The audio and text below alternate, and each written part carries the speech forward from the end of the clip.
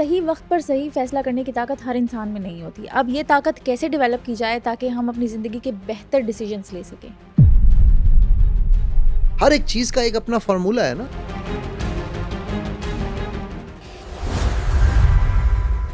तो हमें फैसलों में प्रॉब्लम नहीं होती, इसे हम कहते हैं क्लैरिटी ऑफ पर्पस। हम जब डिसीजन मेकिंग कर रहे होते हैं, हम इमोशनल डिसीजन मेकिंग कर रहे होते हैं। अच्छा फैसला करने का सबसे इम्पॉर्टेंट एलिमेंट क्या होता है? सो डिसीजन मेकिंग में अगर आप डिसीजन हो ही नहीं सकता। हमें अपनी ज़िंदगी के जो फैसले हैं वो खुद करने चाहिए या लोगों से करवाने चाहिए? फॉर एग्जाम्पल हमारी अम्मियाँ, नानियाँ, दादियाँ तो कभी खाला को बुला लिया, कभी मामू को बुला लिया, चाचू को बुला लिया। समटाइम्स ऐसा होता है हम फैसला करने में ना बहुत कंफ्यूज होते हैं कि ये वाली ऑप्शन अवेल करें या ये, तो उस टाइम कंफ्यूजन को कैसे ख़त्म करें? कहावत है, लड़ाई के बाद याद आने वाला मुक्का अपने मुंह पे मारना चाहिए। अगर गलत टाइम पे सही फैसला किया जाए तो वो भी गलत है, और सही टाइम पे गलत फैसला करना भी गलत है। कुछ फैसले ऐसे होते हैं जो हमें जल्दबाजी में लेने ही पड़ते हैं। अब जल्दी का काम तो शैतान का होता है। उस सिचुएशन में जल्दी फैसला लेकिन अक्लमंदाना फैसला हम कैसे करें? बड़ी मैटर करती है। वालिदैन अपने बच्चों के अंदर सही फैसला करने की जो कुव्वत है वो कैसे डेवलप करें? सही वक्त पर सही फैसला करने की कुव्वत हर इंसान में मौजूद नहीं होती। अब एक मुश्किल सिचुएशन में कमजोर दिल का इंसान कठिन और सख्त फैसला करने की कुव्वत अपने अंदर कैसे पैदा करे? और कहा यह जाता है जल्दी का काम शैतान का होता है, लेकिन कुछ फैसले ऐसे होते हैं जो हमें जल्दबाजी में करने पड़ते हैं। अब उस सिचुएशन में जल्दी फैसला और अक्लमंदाना फैसला हम कैसे करें, ये सब कुछ हमें बताया है माइंड इंजीनियर अली साहब ने। सर, सही वक्त पर सही फैसला करने की ताकत हर इंसान में नहीं होती। अब ये ताकत कैसे डेवलप की जाए ताकि हम अपनी ज़िंदगी के बेहतर डिसीजंस ले सकें? अल्लाह सुब्हानो तआला ने ऐसा कोई रिसोर्स देकर किसी इंसान को पैदा नहीं किया जिससे उसको जो भी अपनी ज़िंदगी को बेहतर करने के लिए चीज़ चाहिए वो उसके अंदर मौजूद ना हो। बिज़निल्लाह। ठीक है, हमें इदराक नहीं है, हमें पता नहीं है, इसलिए हम जो ना उसलिए उससे दूर रहते हैं। ठीक है, हम कई दफ़ा गलत फैसले या गलत डिसीजंस क्यों कर रहे होते हैं कि हमें यही नहीं पता डिसीजन मेकिंग का फार्मूला क्या है। ठीक है, हर एक चीज़ का एक अपना फार्मूला है ना, एक अपना एक सिस्टम है, एक तरीक़ाकार है। ठीक है, ना हम सीरा से सीखते हैं, ठीक है, ना हम साइंस से सीखते हैं। फैसला ही करना है, एक कड़ी गल है, ब्याह कर दो बच्ची दा। ठीक है, बच्चे पैदा हो गए हैं, बस इनको पालो। नाम तक कहते हैं कोई बात नहीं, कोई भी रख ले, कोई फर्क नहीं यार पड़ता। नामों नाम के का ऊपर तो मैं तुम्हें क्या क्या बताऊं, मैं ऐसे नामों पे हंसी आती है मुझे। अब जो है कुछ नाम होते हैं जिन नामों का कोई मतलब नहीं है, बस वो नाम इसलिए रखे होते हैं कि हमने सुने हैं। अब एक नाम है जिसका मैं उर्दू नहीं बताऊंगा, मैं तुम्हें उसका मतलब बता देता हूँ। पार्क। पार्क। हाँ, वो खुद ढूंढो किसका इसका मतलब कहाँ से कि निकलना है। ठीक है, अब वही पार्क में मैंने अपने बच्चे का नाम रख दिया पार्क। ठीक, अब ये इतना छोटा सा फैसला है, जबकि अल्लाह के नबी सल्लल्लाहु अलैहि वसल्लम ने हमें बताया कि जब आप बच्चों के नाम रखें तो अच्छे नाम रखें। ये हज़रत उमर के पास जो वो एक किस्सा आया था, नबी सल्लल्लाहु अलैहि वसल्लम के पास भी आया था, उसमें जो हकूक बताए गए हैं औलाद के, उनमें से एक अच्छा नाम एक बहुत बड़ा हक है औलाद का। बेशक बेशक। ठीक है, अब हम कहें जी फलाने की पार्क, ये फलानी पार्क, ये कोई नाम है यार? ठीक है, अब क्यों सिर्फ लोगों ने राइम करने होते हैं और डिफरेंट नाम होना चाहिए, यूनिक, जो पहले किसी का ना हो। जो पहले किसी का ना हो। भाई दुनिया में जो इंसान तुमसे पहले गुजरे किसी ना किसी का तो होगा, किसी का तो होगा, बेशक ऐसे ही। ठीक है, लेकिन मैं एक एग्जांपल दे रहा हूँ। तो जब हमें यही नहीं पता कि हमने डिसीजन मेकिंग करनी कैसे है, देखो मैं ना यहाँ पर एक आयत कोट करना चाहूँगा। ठीक है, ये कोई भी डिसीजन करना हो, सूरह इनाम की आयत नंबर 162 है, जिसका मतलब ये है कि मेरी नमाज, मेरी कुर्बानी, ये कहो कि मेरी नमाज, मेरी कुर्बानी, मेरा जीना, मेरा मरना सब अल्लाह के लिए जो सब जहानों का रब है। ये मफहूम है उसका। ठीक है, नाउ जब मेरा जीना मरना मेरी हर चीज़ उसके लिए है, राइट, तो मेरे डिसीजंस कैसे होने चाहिए? हज़रत उमर वाला वाक़या मुझे याद आता है कि आप सीरिया में ग़ालिबन एंटर होने लगे थे, तो एंट्री पे रुक गए। अब वहाँ पर वबा फैली हुई थी। वबा फैली हुई थी।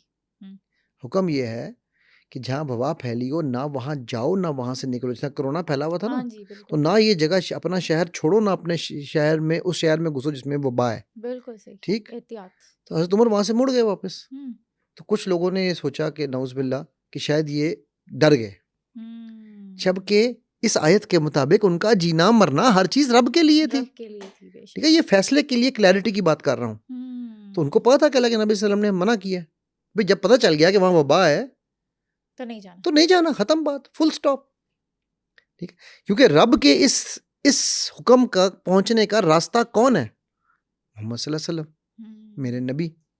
ठीक है, तो जब वो यानी ये क्लैरिटी हमारे सामने होती है ना किसी भी चीज़ का फैसला करने के लिए, तो हमें फैसलों में प्रॉब्लम नहीं होती। इसे हम कहते हैं क्लैरिटी ऑफ पर्पस। जब भी आप कोई फैसला करना चाहें ज़िंदगी में, कोई डिसीजन लेना चाहें, आपको क्लैरिटी। अच्छा, आप साइंस, हमारी मैं साइंस में ये पढ़ाता हूँ, गोल सेटिंग पढ़ाता हूँ ना, हाँ जी। गोल सेटिंग में या डिसीजन एनालिसिस में, डिसीजन मेकिंग की क्लासेस लेता हूँ। हाँ। तो मैं कहता हूँ यार पहले ये तो देखो कि ये डिसीजन से तुम्हारा objective, keep the and in your vision, in your eyes, in your mind. पहले यह देखो कि एंड रिजल्ट क्या है। फॉर एग्जाम्पल, मेरे साथ एक बंदे ने बकबक शुरू कर दी। ठीक है, ये भी मैं जब गया हुआ था ना उस ट्रिप की बात है, ये जो हालात कुछ थोड़े से हुए थे पाकिस्तान, तो उसने मुझसे बकबक शुरू कर दी। अब मेरे पास मेरा ऑब्जेक्टिव क्या था कि 10 लोग और बैठे हुए हैं, उनके सामने मुझे इसको भी चुप कराना है और मुझे ये भी करना है कि भाई ये चीज़ें मुझ पे कोई असर नहीं करती। एक तरीका तो ये था कि मैं खड़ा होता और मैं उठता और मैं तेरी ऐसी सुना तैसी देता। ये करता, बात राइट, बराबर हो जाती, तो फिर तो बराबर हो गिले की जाती। कोई बात ही नहीं ठीक। थी।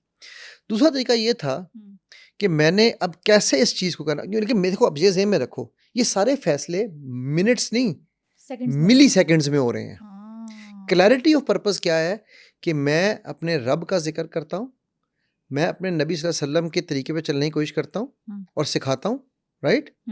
तो मैं जो भी एक्शन करूँगा उसको देख के कोई ये ना कहे कि यार ये तो नबी और रसूल की अल्लाह की बात करता है सल्लल्लाहु अलैहि वसल्लम, और अल्लाह की बात करता है, और यहाँ देखो खुद हाथापाई कर रहा है, सही बात। खुद मारधाड़ कर रहा है, राइट। अब ये मिली सेकेंड, क्योंकि मेरी क्लैरिटी ऑफ पर्पस बड़ी क्लियर थी पहले से ही। ठीक, सो मैंने सोचा कि यार मैं इसके साथ कैसे डील करूं, मुझे उसी वक्त जवाब देना है। तो पहले तो मैं तकरीबन ना 30 सेकंड के करीब मैं खामोश रहा।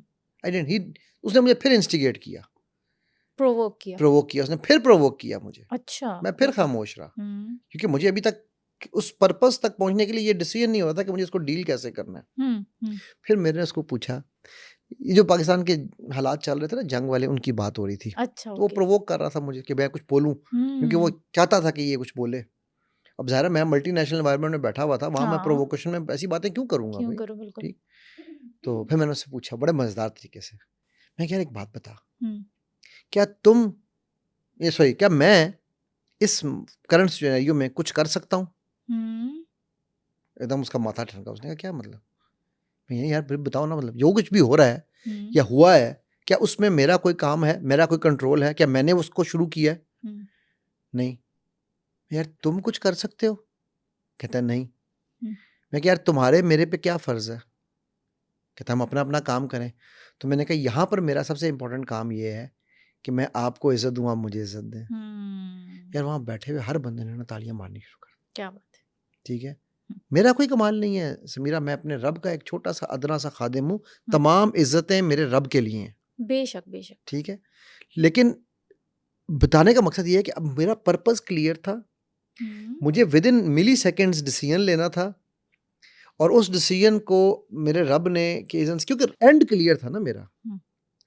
अच्छा, अब यही चीज़ आप फॉर एग्जांपल, आप यहाँ एक इदारे में काम करती हो, कल को आपको यहाँ पर किसी से कोई सैलरी लेट हो जाए या किसी से आपका कोई मसला हो जाए, आप सुबह सुबह मुंह उठाओगी और कहोगी मैं जा रही हूँ, पकड़ो अपना नौकरी अपनी, करोगी इसे? नेवर, कभी भी नहीं। मैं आउटकम देखूंगी कि देखो मैंने कैसे सरवाइव करना है, अपने फाइनेंसेस कैसे मैनेज करने हैं, फाइनेंसेस कैसे मैनेज करनी है, फिर क्या इतने अरसे से आप इदारे में काम कर रही थी, क्या वो सारा कुछ जो था वो आपको फायदा दे रहा था या नहीं दे रहा था, मतलब बहुत सारी चीजें हैं ना। अब जब हम, यानी कि आपकी क्लैरिटी ऑफ पर्पस क्या थी कि आपको पैसे चाहिए, लड़ाई नहीं चाहिए। मेरी क्लैरिटी ऑफ पर्पस क्या थी कि यार ये मुझे इंस्टिगेट करना बंद करे, क्योंकि at the end of the day मैं इंसान हूँ, गुस्सा तो मेरे जज्बात हैं, गुस्सा मुझे अल्लाह ने देकर भेजा है, राइट। तो मुझे, अच्छा मुझसे पहले वहाँ जो और 2-3 लोग बैठे थे ना, वो उसके साथ शुरू हो गए, उनको गुस्सा आ गया कि तुम क्या कर रहे हो, क्या वो उसी के बंदे थे। अच्छा ओके, कि भाई तुम पागल हो गए हो, इस पे क्यों बात कर रहे हो, राइट। नाउ मैंने उनको भी कुछ कहा, मैं कह रहा सब्र करो, क्या हुआ, हम्म, एंजॉय करते हैं, चिल करने आए हैं, चिल करते हैं, हम्म, राइट। सो अब आपको पता है कि यार मेरा ऑब्जेक्टिव क्लियर है, मेरा ऑब्जेक्टिव ये है कि मुझे मेरी सैलरी मिलनी चाहिए, हम्म, ठीक है। तो आप अपने बॉस से जाके हाथापाई नहीं करके आओगी, गालम गलोच नहीं करके आओगी, लेकिन हमारे जिस्म में, हमारे ब्रेन में एक एक ऐसा आला है जिसे हम इमिगडाला कहते हैं। मैं पहले भी इसका बार बार जिक्र जिक्र कर कर चुका चुके हूँ, हैं ठीक है। बिल्कुल। इमिगडाला जो है ना, ये हमारे इमोशंस को कंट्रोल करता है। हर किस्म के। मेरा बेटा जब छोटे वाला जो है ना, वो जब बहुत छोटा था ना, तो उसने ना शुरू शुरू में कुछ शरारतें करनी ना, तो मैंने उसको कहना शुरू कर सिखाया कि मैंने कहा बेटा यू आर अमेजिंग, तुम बहुत प्यारे हो, अच्छा। ये तुम्हारा इमिगडाला है जो तुम्हें कभी कभी ऐसे काम कराता है, हाँ, गुस्सा आ ओके। जाता है, कुछ आ जाता है। तो वो जब भी उसने कोई गलत चीज करनी ना, मैंने कहा ना अबू सॉरी, इमिगडाला। ठीक है, नाइस रिफ्रेमिंग, वेरी नहीं, नाइस। हाँ, ठीक है। हाँ। तो उसने कहा सॉरी अबू, इमिगडाला, ठीक है, हम्म, अब इसको मैं समझा लूंगा, हम्म, ठीक है। नाउ अब हो क्या रहा है, हाँ, ये वो इमिगडाला हम ट्रेन कर सकते हैं अपने एंड रिजल्ट की तरफ, अपने इमोशंस को। सबसे क्लासिकल मिसाल, अम्मा आयशा पूछती हैं अल्लाह के नबी सल्लल्लाहु अलैहि वसल्लम से, आपकी ज़िंदगी का सबसे मुश्किल दिन कौन सा है? उनका ख्याल था आमुल हुज़न में कोई दिन कह देंगे, अम्मा खदीजा की डेथ कह देंगे, या कि आप सल्लम ने कहा ताइफ का दिन। हम्म, अल्लाह अकबर, सोच के भी रोंगटे खड़े होते हैं, राइट। गुस्से की एक किस्म की, उन्होंने अपनी तरफ से तो हर चीज़ की पीक कर दी ना, कि जी नौजुबिल्ला मिन ज़ालिक, कि हम इनको पता नहीं तबाह कर देंगे या ये कर देंगे। उन्होंने हर चीज़ की पीक कर दी। कौन बिल्कुल। करने वाले कौन है? अपना ख़ानदान। हम्म, बाहर के लोग तो हैं नहीं, अपने ही थे ना एक किस्म के अरब में, ठीक। डिसीजन लेना था कि अब क्या करना है। हम्म, देखो ये कमाल है, पर्पस इन माइंड है। हम्म, क्या पर्पस है? वो जो आयत में अल्लाह कह रहे हैं, जीना मरना मेरे लिए है, राइट। अल्लाह के दीन को फैलाना पर्पस है, करेक्ट। डिसीजन लेना है। फरिश्ता आ जाता है कि दोनों पहाड़ों को बंद कर दूं, मैं होता तो मैं कहता बंद ना कर तो कुट भी मार इन्हों। मतलब हमारी तो इतनी औकात ही है ना, हाँ, इंसान है। But that is clarity of purpose, ठीक है। He knew why he is he doing what he is doing. उस वजह से उन्होंने अपने इमिगडाला को भी कंट्रोल में कर लिया, इमोशंस को कंट्रोल किया। कि नहीं, ये नहीं जानते। एक और मिसाल दूं आपको, जी जी बिल्कुल। शेर खुदा हजरत अली रज़ियल्लाहु अन्हु, राइट, पछाड़ चुके हैं पहलवान को, जस्ट गर्दन पे तलवार चलाने लगे हैं, और वो थूक फेंकता है। इमेजिन करो समीरा, तुम्हारा मगलूब, जिसको तुमने गलबा ले लिया, जिस पे तुम्हारे एक इशारे से उसकी गर्दन कटने जा रही है, और वो तुम्हारे मुंह पे थूक फेंके, तुम उसकी गर्दन क्या, तुम उसके तिये पौंचे कर दोगी। इमिगडाला को कंट्रोल किया क्योंकि पर्पस क्लियर था, और उसने कहा जा, तुझे छोड़ दिया। क्या बात है, जबरदस्त। ठीक है, कि आज अगर मैं करूंगा तो ये अली का और तेरा पर्सनल मामला हो जाएगा, ये रब के लिए नहीं रहेगा। ठीक है, so clarity of purpose is very important. is going to give you the control on your emotions. हम जब डिसीजन मेकिंग कर रहे होते हैं, हम रैशनल या इरेशनल तो छोड़ो, हम इमोशनल डिसीजन मेकिंग कर रहे होते हैं। जज्बात में आके, गुस्से में आके, और फिर पछताते हैं बाद में। लव स्टोरीज के ऊपर आ जाओ। मेरे पास आने वाले मैरिज काउंसलिंग के 10 में से 6 to 7 cases are love marriages. अब बंदा पूछे, ठीक है, कि लव तुम मैरिज लोगों को तो लव हुआ था, तुम लोगों को तो लव हुआ था, अब क्यों झगड़ रहे हो? करेक्ट। वो, और उनमें से भी आप समझ लो कि 60% वो है जिनकी शादियां अभी फ्रेश हैं, मतलब 5 साल 4 साल पुरानी हैं। चलो 20-25 साल वाले हो तो बंदा कहता है हाँ ठीक है, राइट, समझ आती है। तो 4-5 साल में तलाकों तक पहुंच के क्या हुआ है भाई? इमोशंस कंट्रोल में ना उस वक्त थे ना अब है। वो भी एक्सट्रीम थी। एक केस आया, माँ बाप से लड़ के झगड़ के, ठीक है, वो कहती है मैं अपने माँ बाप के पास नहीं अब जा सकती, किस मुंह से जाऊंगी, राइट। और वो बंदा उसके साथ खड़ा हुआ, बज़ाहिर सारा कुछ हुआ, बाद में पता चला कि जी वो सिर्फ उसके पैसों की वजह से, उसके जरिए। वो माँ बाप ने जब निकाला कि 10 दफा हो जाए यहाँ से हमारे घर से, तो उसने फिर अपनी औकात दिखाई उसको। ठीक है, तो ये क्या है? क्लैरिटी ऑफ पर्पस नहीं। शादी क्यों करनी है? इसलिए कि सिर्फ एक बंदे के साथ रहना है। शादी करना गोल नहीं है, शादी चलनी भी चाहिए ना। नहीं, शादी चलने से पहले अगर आपका पर्पस क्लियर हो ना, यार मुझे ये शादी करनी थी ना, मुझे अल्हम्दुलिल्लाह अल्लाह के करम से मेरा पर्पस क्लियर था, मेरे बच्चों को अरबी आनी चाहिए, अल्हम्दुलिल्लाह सारे बच्चे अरबी बोलते हैं, मेरा पर्पस क्लियर था, मेरे बच्चे जो हैं वो दीन पे चले, अल्हम्दुलिल्लाह मेरी बेगम के अल्लाह ताला ज़िंदगी में उसके लिए आसानियों के मामलात करें, आखिरत में भी, आमीन। ठीक है, कि वो उसने उसमें मेरा पूरा साथ दिया, ठीक है, माशाल्लाह हमारा पर्पस क्लियर था। तो मैंने उसको पहले दिन जब शादी की हमारा हुई तो बात, तो मैंने उसको पहले दिन बिठा के, अभी बीबी ये मेरे पर्पस है ज़िंदगी के, अगर तो अलाइन होते हैं तुम्हारे साथ तो हम आगे शादी करें, नहीं तो इधर से थैंक यू वेरी मच। अच्छा, ये बात भी हुई थी कि ये पर्पसेस है मेरे। बिल्कुल। Okay, amazing. देखो ये मेरा हक है, हम्म। उस औरत का भी हक था सही बात। कि हम दोनों एक दूसरे को फैमिली की गैदरिंग में बैठे हुए थे, हम लोग साइड पे बैठे, मैंने उसको क्लियर बताया, मैंने कहा ये चीज़ें मुझे चाहता हूँ, कहेंगे मेरा भी यही पर्पस है, अल्हम्दुलिल्लाह अलाइनमेंट हो गई, माशाल्लाह। राइट। नाउ पॉइंट इज कि क्लैरिटी ऑफ पर्पस, बार बार उस तरफ आ रहा हूं, अगर तुम्हारा पर्पस सिर्फ पैसा कमाना है, नो प्रॉब्लम, बिल्कुल हलाल है, कमाओ पैसा, मतलब मैं अपनी तरफ से बिस्मिल्लाह कह रहा हूँ, ठीक है, पैसा कमाना हराम नहीं है, क्योंकि अल्लाह ताला ने कुरान में कह दिया ना कि ए नबी सल्लल्लाहु अलैहि वसल्लम, सूरह फुरकान गालिबन आयत नंबर 20 है या 27 है, मुझे याद नहीं आ रही, ठीक है, कि आपसे पहले भी अंबिया इस दुनिया में आए जो बाजारों में जाकर रिज़्क़ हलाल कमाते थे, तो इसका मतलब रिज़्क़ हलाल कमाना हलाल है, हलाल है, जायज़ है, बल्कि फ़र्ज़ है, फ़र्ज़ है, बिल्कुल ठीक होगी बात। क्योंकि जो औरत की जो कव्वाम की 3 क्वालिटीज़ अल्लाह ने कुरान में बयान की है, उनमें से एक क्वालिटी है फाइनेंशियल सिक्योरिटी देने वाला। तो वो अगर कमाएगा नहीं तो फाइनेंशियल सिक्योरिटी कहाँ से देगा? देखो औरत मर्द जो है, लोग समझते हैं कव्वाम का मतलब है हाकिम, डंडे कुटने वाला, नहीं, कव्वाम का मतलब है जो emotional, physical, financial security provide करे अपनी बीवी को, तब है वो कव्वाम, वरना वो जल्लाद है। बिल्कुल सही है, ऐसा ही है, ठीक है। मुझे पता है मेरे बहुत सारे मर्द दोस्त मुझसे इस बात पे नाराज होते हैं, लेकिन भाई ये फैक्ट है, रब ने क्लियर बता दिया है, ठीक है, एक मियाँ बीवी के लिए भी बता दिया, बीवी हो या मियाँ हो, शौहर हो, ठीक है, रब ने कहा है शो लव, वदूद है ना रब का नाम, ठीक है, तो मुवद्दा, उन्होंने कहा प्यार इजहार करो, दोनों के लिए फर्ज कर दिया है, राइट।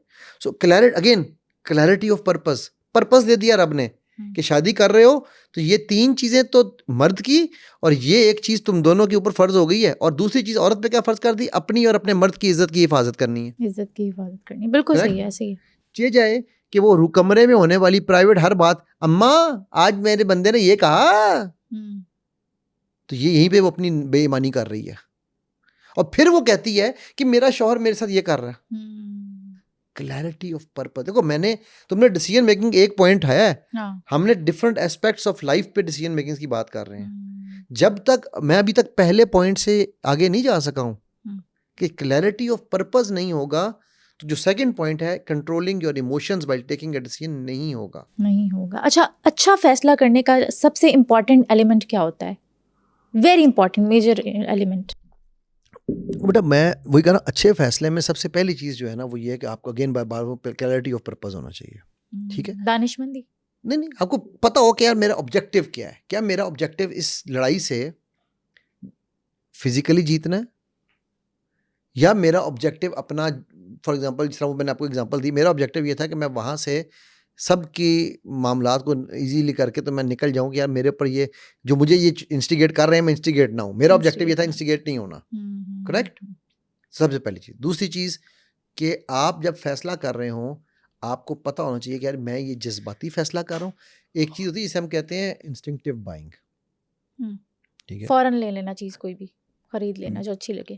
ये जो मॉल्स के दरमियान में कियोस्क लगे होते हैं ना, अच्छा कभी गए हो ना मॉल में जाओ तो गली में लगे होते हैं, ये नीड्स नहीं बेच रहे होते हैं, अच्छा डिजायर्स बेच रहे होते हैं, ये वांट्स एंड डिजायर्स बना रहे होते हैं, ओके, ठीक है, इनका ऑब्जेक्ट क्योंकि इसे कहते हैं स्पेशलिटी रिटेल, मैंने 13 साल ये काम किया है, ठीक है, सही जो मेरे 70 आउटलेट थे वो कियोस्क से थे, तो उसमें हम अगले की जज्बात से खेलते हैं, उसको नहीं पता हो जज्बात से खेलते कि भाई ये हेयर स्ट्रेटनर कमाल हेयर स्ट्रेटनर है, ये है वो है ब्ला, ये नहीं कह रहा कि हम झूठ बोल रहे हैं, लेकिन हम उसकी नीड बना रहे होते हैं, राइट।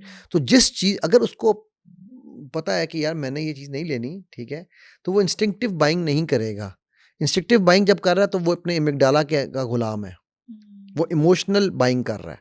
सो डिसीजन मेकिंग में अगर आपके इमोशंस आ गए हैं तो डिसीजन नहीं हो तो सकता, डिसीजन नहीं हो बेहतर सकता। डिसीजन नहीं हो नहीं सकता, मैं समझता हूँ डिसीजन हो ही नहीं हो सकता। ही नहीं सकता। ये आपको न्यूरो साइंस भी कह रही है, ठीक है। ये सीरत नबी सल्लल्लाहु अलैहि वसल्लम उठा के देख लो। आप सल्लल्लाहु अलैहि वसल्लम ने कभी फॉर एग्जांपल वो फतह मक्का में, मुझे याद आ गई एक बात, फतह मक्का में जो एक मुझे अब याद नहीं आ रहा, गालिबन इकरमा बिन अबी हमजा थे या कौन थे, शायद कोई हमारा व्यूअर जो है वो क्लैरिफाई कर देगा इसको। वो जब आए आप सल्लल्लाहु अलैहि वसल्लम के पास, अब वो 10 लोग थे जिनका नाम ना फतह मक्का के वक्त, यानी इतनी बड़ी चीज़, उन 10 में से भी 6 को अल्लाह के नबी सल्लल्लाहु अलैहि वसल्लम ने माफ़ कर दिया। इनका नाम ये था कि मर्डर लिस्ट में कि भाई इनको तो हमने मारना ही मारना है। अच्छा, तो उनका भी नाम था। ओके।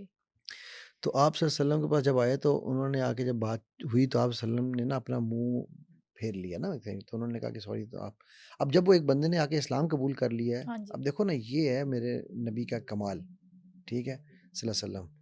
तो वो आगे कहने लगा कि जी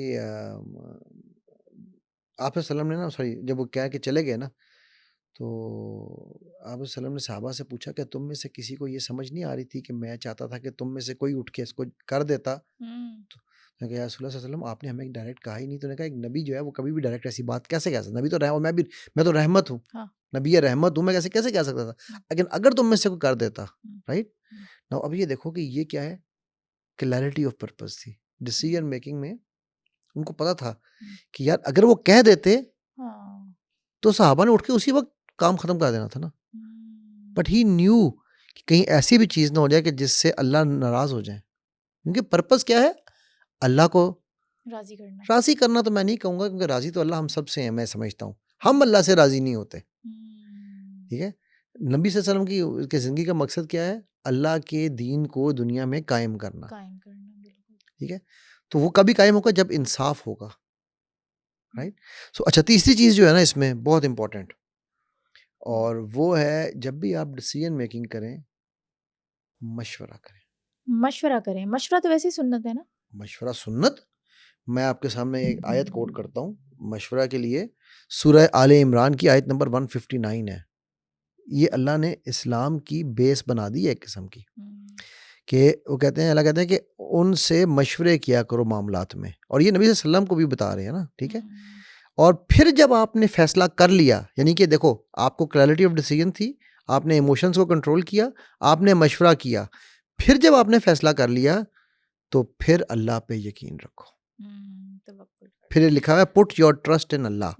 और इसकी एग्जांपल, क्लासिकल एग्जांपल, ठीक है, गालिबन हुबैब बिन अल मुंदिर थे, जिन्होंने ग़ज़वा बदर में ये मशवरा दिया था, ठीक है, कि हमने ये जंग कहाँ लड़नी है, राइट।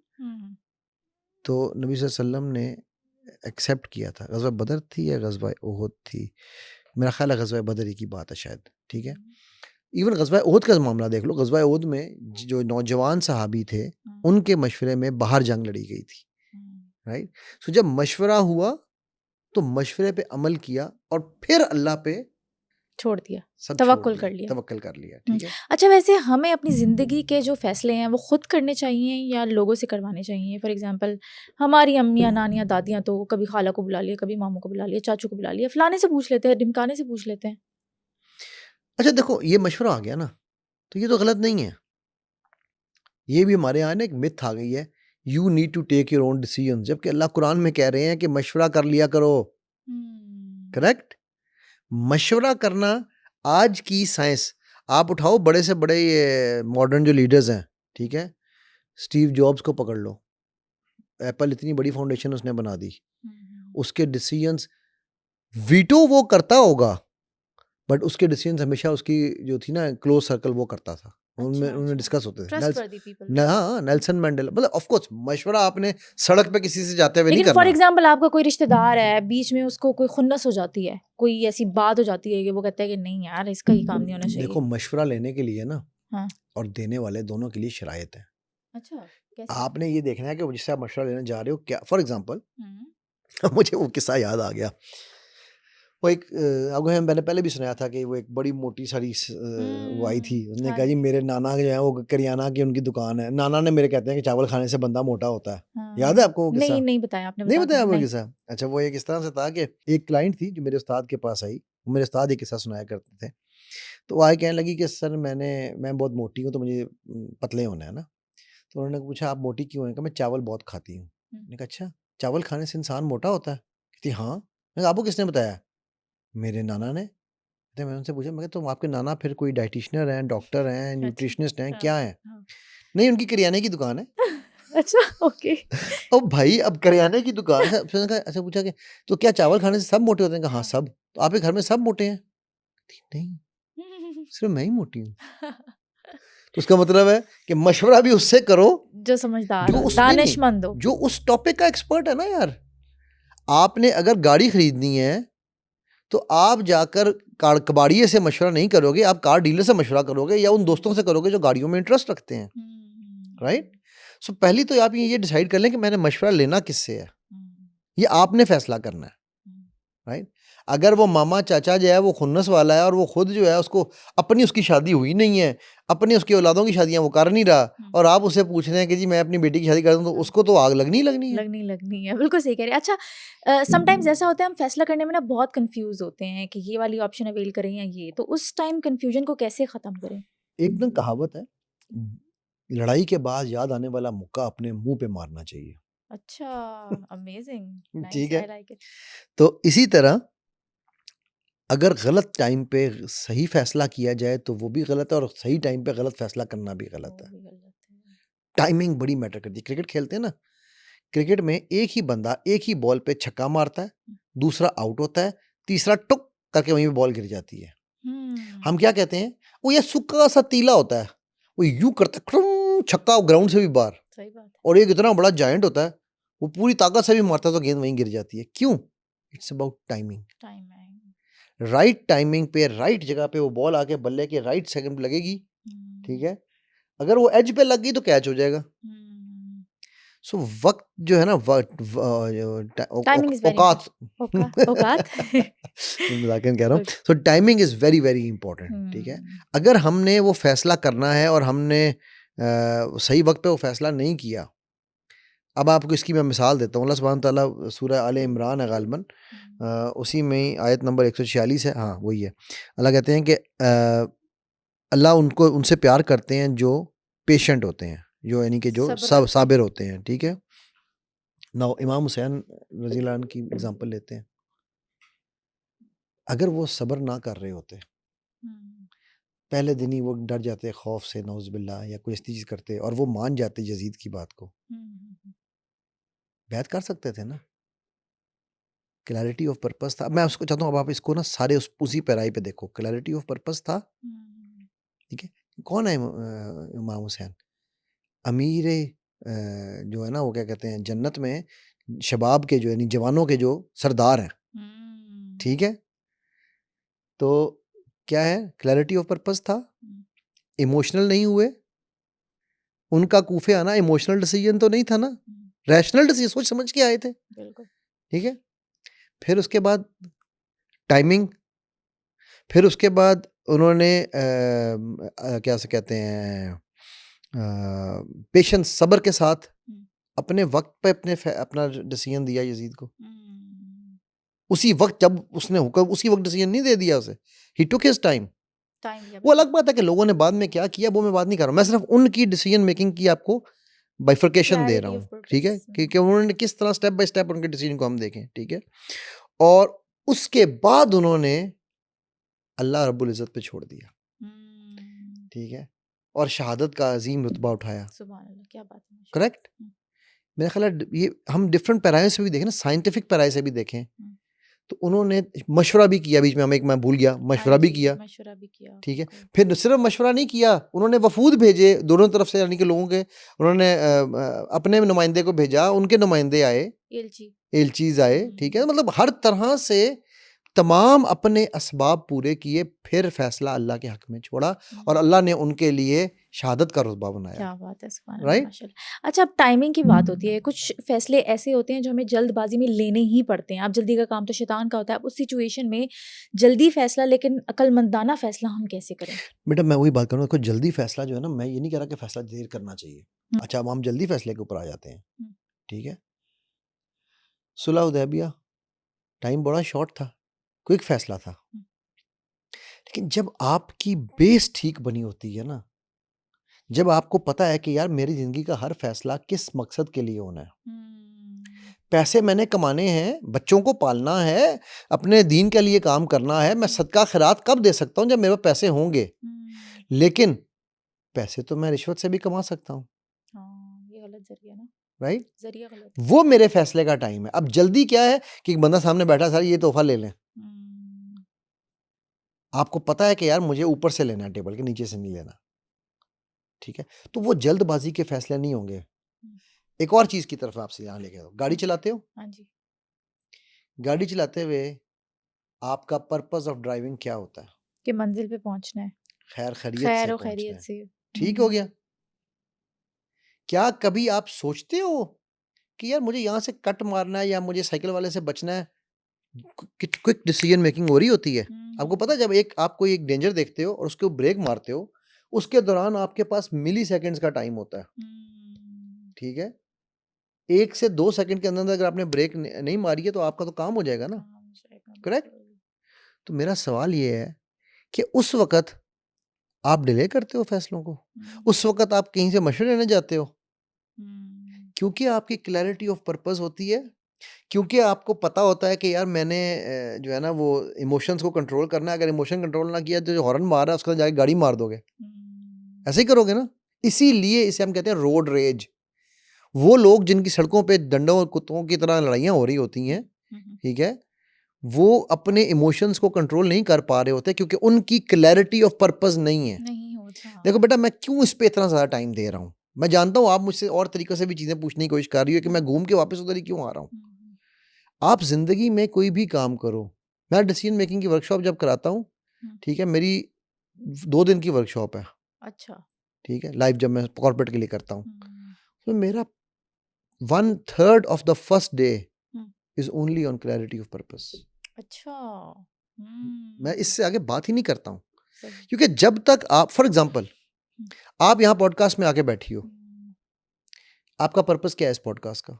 कि अच्छे से पॉडकास्ट हो लोगों ताकि तक लोगों को इन्फॉर्मेशन फायदा हो। पहुँचाओ, हाँ। ठीक होगी? अगर आप ये कहो और कोई बात करो तो पॉडकास्ट तो फिर भी हो जाएगी, हाँ, वो तो वैसे भी हो जाएगी, टाइम पूरा करना है ना, फिलर करना है तो वो तो वैसे ही हो ठीक है? जानी सो क्लैरिटी ऑफ पर्पस, मैं बार-बार उस तरफ आ रहा हूँ। है। क्यों ये इतना इंपॉर्टेंट है? डिसीजन मेकिंग में सबसे बड़ी गलती लोग ये करते हैं कि अच्छा वो जिनका क्लैरिटी ऑफ पर्पस नहीं होता ना, वो इमोशनल भी होंगे, वो मशवरे भी उन मामू चाचों से करेंगे जिनकी जो चावल खिलाएंगे उन्हें, ठीक है? जज्बाती फैसले करेंगे, जज्बाती फैसले बाद में करेंगे, पछताएंगे। बाद में पछताएंगे कि यार हमने उसको बताया ही क्यों। अच्छा, फिर रिस्पॉन्सिबिलिटी भी नहीं लेते, बाद में कहते हैं कि देखा मैंने कहा था ना ये नहीं करना चाहिए, तुमने ऐसा किया इस वजह से ऐसा हुआ है। एग्जैक्टली इसे कहते हैं, फिर वो विक्टिम मेंटालिटी की तरफ जाएंगे, हाँ हाँ ठीक है? हाँ।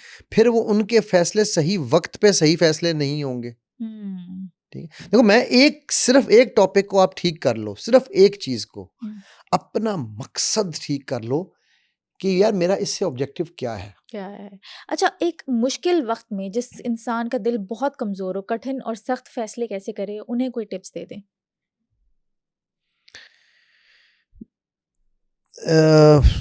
मुश्किल वक्त को डिफाइन कैसे करोगी? मुश्किल वक्त कोई भी हो सकता है, आपके ऊपर कोई मसलन भी मुश्किल, कोई फाइनेंशियल मसलन मसला है, एग्जांपल कोई दो मुझे। फैमिली में कोई लड़ाई हो गई है, कुछ भी हो सकता अभी है। ना मैं आपको एग्जांपल देता हूँ छोटी सी। चलो आपने ये बात की है ना, मेरे पास एक खातून का केस आया पिछले 3 महीने से ना, वो रोने लगी हुई है।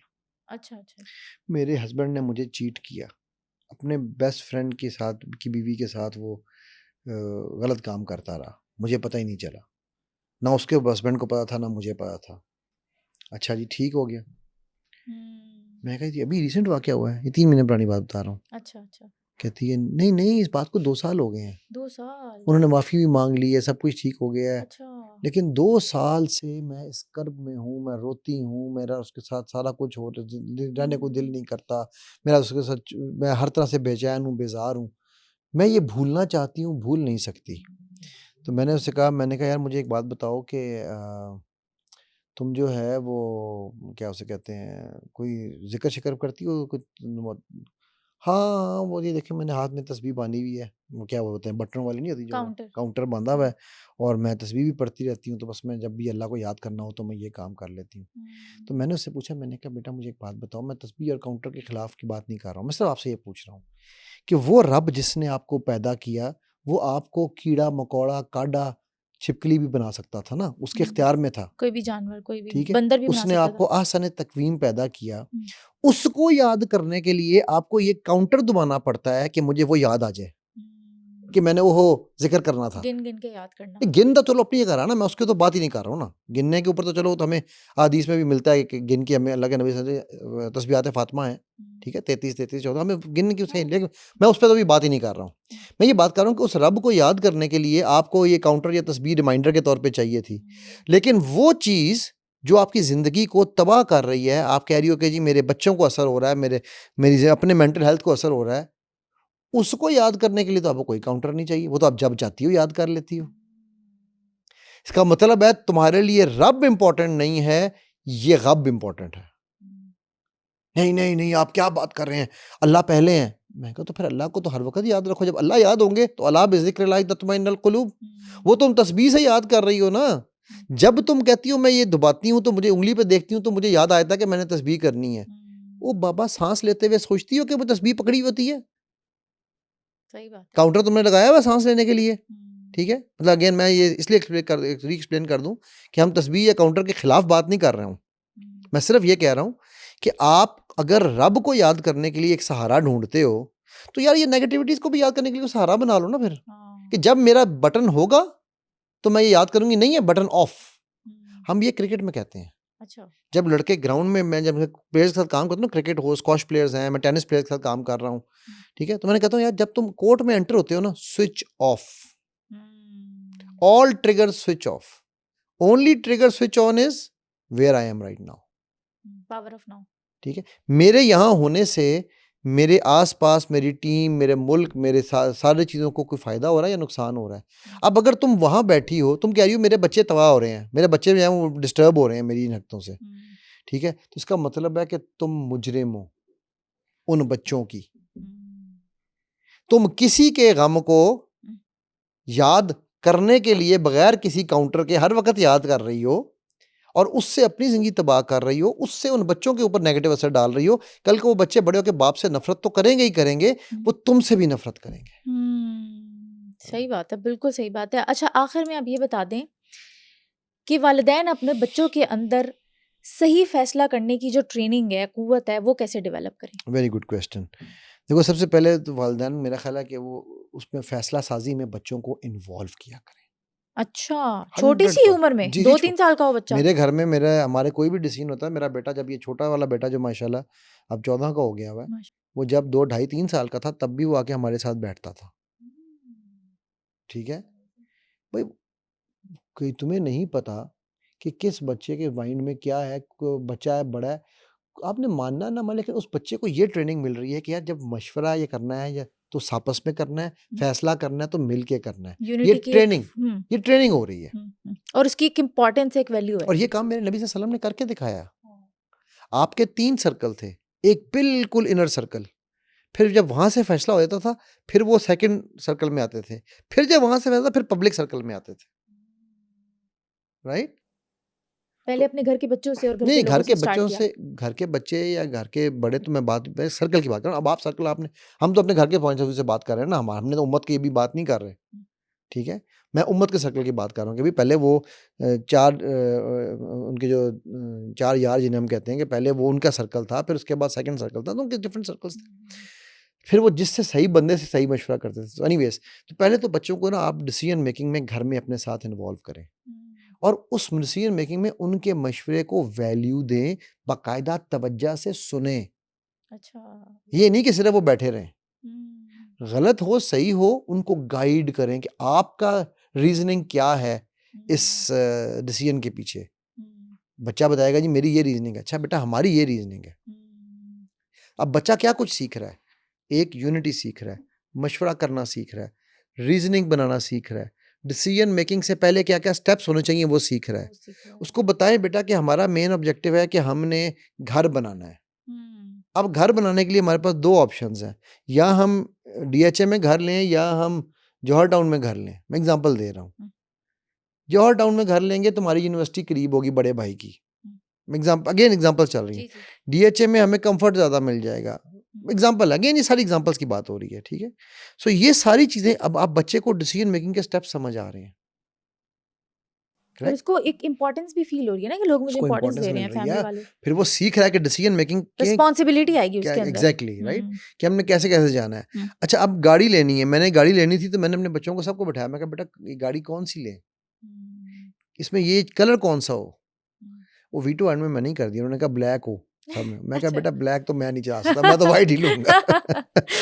वो बेशक, अच्छा अब मैंने वीटो किया, ये भी उन्होंने सीखा है। अच्छा, ये भी सीखा है कि भाई हमारे मशवरा अपनी जगह सही रहा, लेकिन वीटो भी हो सकता है, right. Now that was a different decision. मैंने कहा बेटा आप ही कहने पे पिछली दफा ले ली थी ब्लैक गाड़ी, हम सब भुगते हैं, अब नहीं लेनी मैंने ब्लैक गाड़ी। अच्छा, मुझे तो वाइट ही पसंद है, right. Now point I am trying to make here is कि अच्छा फिर रिस्क्स हैं, क्या क्या रिस्क्स इन्वॉल्व हैं इसके साथ, ठीक है। तो वो कैलकुलेटेड रिस्क जब आप बच्चों से डिस्कस कर रहे होंगे कि अच्छा यार इस काम से ये भी हो सकता है, ये भी इसका एक एंगल है, ये भी एंगल है, ये भी एंगल है।